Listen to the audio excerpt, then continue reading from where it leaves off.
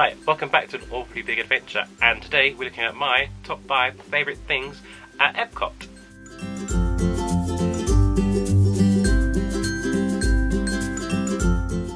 Right, number 1 is Mitsukoshi, and for those who don't know that, that is the store in Japan around the World Showcase. Now, this shop doesn't sell anything Disney.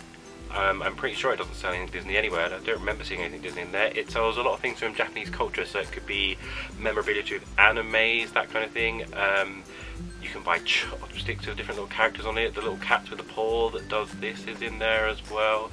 A variety of like Japanese crisps, chips if you're American, sweets, drinks. They'll open a pearl from a oyster for you and make a necklace out of it. It sells so much random stuff in it somewhere that I know myself and my brother tend to spend a lot of our money when we're at Walt Disney World.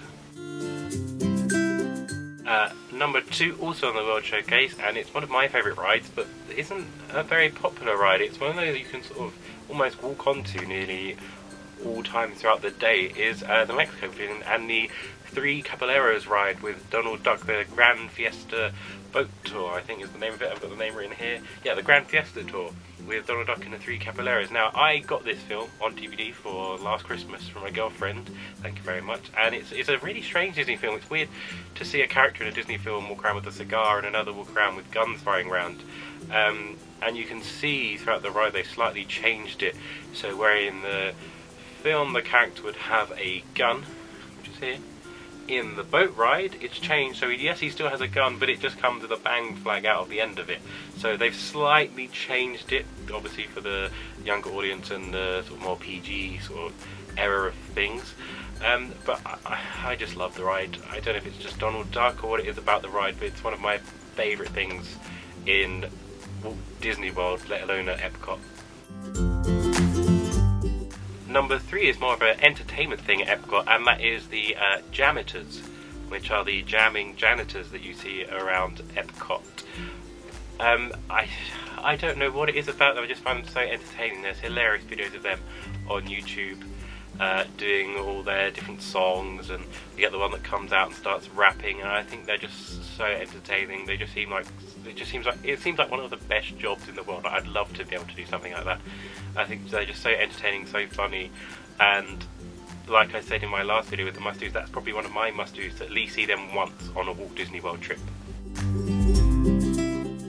Number 4, and it's something I was a bit apprehensive about in my trip last year, was Soaring, but I'm so glad that I went on it. It's such an amazing ride. Now, it's actually closed at the moment for refurbishment because they're changing it from Soaring over California, which is the original ride, to I think Soaring around the Earth, around the globe, something like that. And it's meant to open sort of late August this year, which is just on the cusp of as I'm there and leaving, and I really hope there's some kind of soft opening so I get to see it. I'm not too sure what needs to be refurbished so much. I mean, maybe a couple of bits in the queue that spoke about California, but in terms of the ride, I don't see too much has to change other than the video sort of shown during the ride. But I think it's amazing. It completely sort of took me off guard. Like, I knew a little bit about it, but tried not to look too much into it because everyone spoke about it so highly, so I wanted to be surprised, and it was fantastic. And I really hope they're going to pull it out the bag for the new refurbishment. I know they are, but I can't wait, and I really hope there's some kind of soft opening because I just can't wait to get back on Soaring.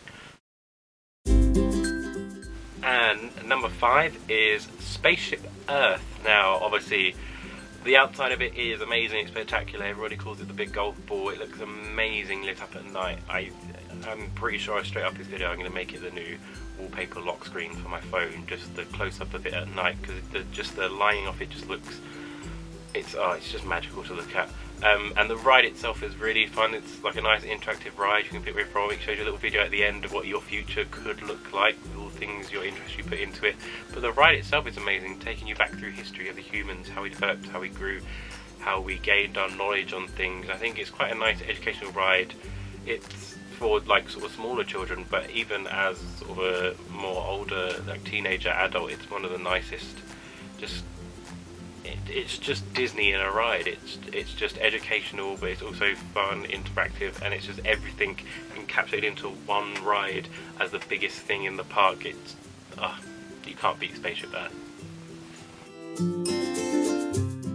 And that was my top 5 things at Epcot at Walt Disney World. Now, there are some omissions from that list, things like the Garden Grill, simply because I've never been there. I'd love to go, but me and my girlfriend are vegetarian and can find it hard to eat at some restaurants, but it's somewhere I'd love to plan to go to in the future. And there's a few different countries that I left out around the World Showcase that are amazing, and things like Test Track, I might have gone on it when I was younger, I can't remember, but it's something I plan to go on this year, but that's why I haven't put it on the list. But what I'd like to know for this video in the comments below is, what is your favourite country on the World Showcase at Epcot?